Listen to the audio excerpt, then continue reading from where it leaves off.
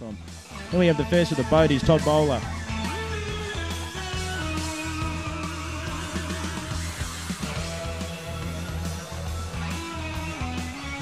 Which is where we see the leaders there now, still Alison O'Toole in front, just making that turn back onto the beach. Ken Tomczak now just pulling onto the back of that pack.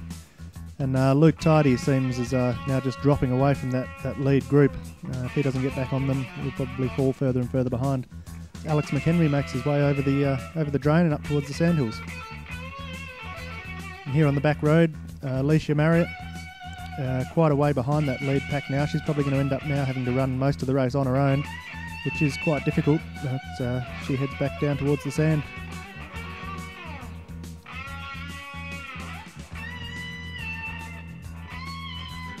Just getting some final directions there. Obviously, it's a very tricky field, lots of lefts and lots of right turns. Probably should have listened a little bit more closely at the briefing at the start of the race, but that's just experience. Todd Bowler just passing another one of the under-16 competitors.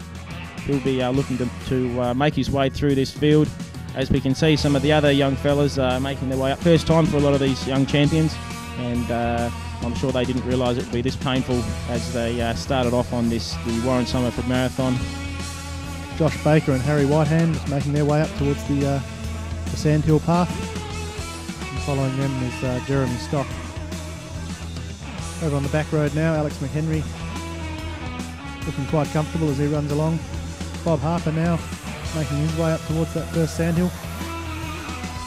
Looking quite comfortable. He does a lot of running, and he'll be quite happy just to run the course today.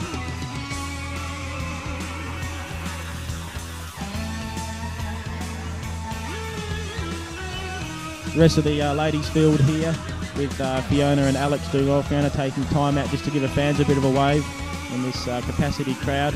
And I'd say these two will run fairly well together for the rest of the event. The young crew on the back road now. Josh Baker in front with Harry Whitehand and Jeremy Stock just behind them. They're looking quite comfortable, seem to be enjoying themselves at this stage. And the back markers for the field, we've got Katushka and Kim just making their way over the drain and up towards the sandhill path. Bob Harper taking the track to move inside to the middle of the road. Obviously some experience, and given the fact that he does work down this area a fair bit, he knows which part of the road is the softest and which part of the road is the hardest. And we can see behind them the girls coming through. There's Fiona and Alex, and in the distance there Kim and Katushka. And as they come down the first of the sand dunes, it's Flash with a bit of a stumble there, and he's looking pretty good there. And if we're lucky here, we may get a glimpse of the rarely sighted Floriat Yeti, rumoured to live in these sandhills, and runs around with a video camera and a black shirt and a red hat. I think that might have been him just at the end there. Floriat Surf Club put out the colour parade for us, which is a fantastic gesture. Running back towards the south now. This southern part of the course must be run on the soft sand rather than the water's edge, which makes it very difficult. And the field are at the halfway mark as they run back past the surf club with the refreshment station, orange juices, cool drinks, bit of fresh water, and Ken Tomczak in the lead already, closely followed by sister Alison and the rest of these young guys. Ken Tomczak leading from Alison, James and Jono. Luke Tidy and Ben Carrick now have both fallen off that lead pack, and they're going to have a bit of work to do if they want to feature in the places today. The guys will be looking to get as much fluid into them as possible without obviously wrecking their hairstyles. And the second of the female competitors, Alicia Marriott, just making her way through the halfway stage. These guys have been running for about 2 kilometres on soft sand now, so the legs will be burning, the quads and the calves. Just grabbing some water there. Obviously a well brought up girl, putting the cup back down on the table neatly rather than just dumping it in the sand like the other competitors have been doing. As Todd Bowler comes through, gets himself a drink, bit of water, pulls off. He's looking quite comfortable too, but would probably be a bit disappointed that he's not a little closer to the leaders. And the lead pack now making their way up the first of the southern sandhills. This is where the course really gets difficult. As you see, Jono Stock now is just beginning to struggle. He's probably going to lose touch with those leaders now on this very first hill, and he's going to find it very difficult to get back onto that lead pack.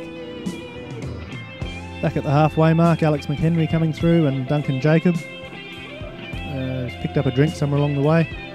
Probably wishing he hadn't waded quite so hard and swum quite so hard at the beginning of the race. as we see Luke Tidy tackling this first of the sand dunes called the Travelator, and he's done well to navigate that. And these young kids, aren't they putting in a fantastic effort? They want to be just like Ken and win this race one day, and this is part of their early preparation for maybe taking out the title in the next couple of years. As we see Ben Carrick just making his way up this. Yeah, he's not looking quite so comfortable, Ben, and behind him Alicia Marrett just coming up this first hill, which is the shortest but also the steepest of all the hills that they have to run up, and it's quite a difficult hill to get to the top of.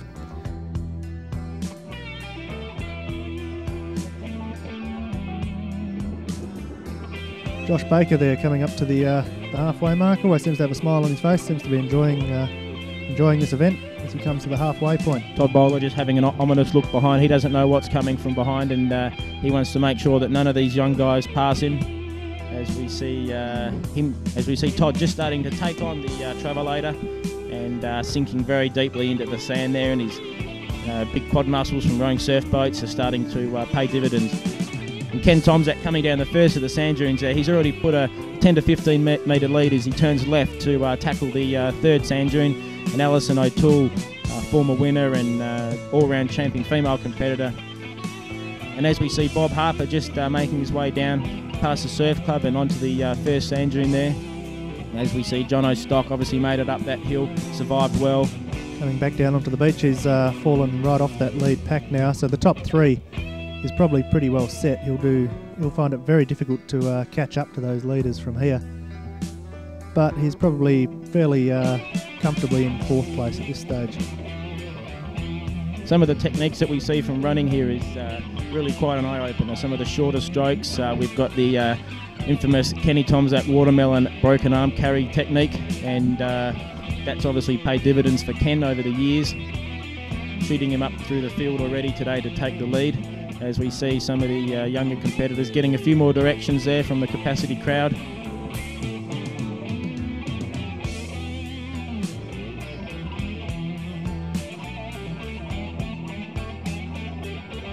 Luke Tidy's still looking very comfortable.